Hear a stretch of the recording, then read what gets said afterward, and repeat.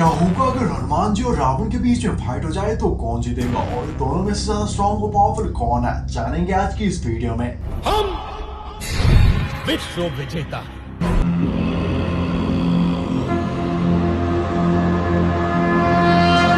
हम शासक हैं। हम राक्षस हैं।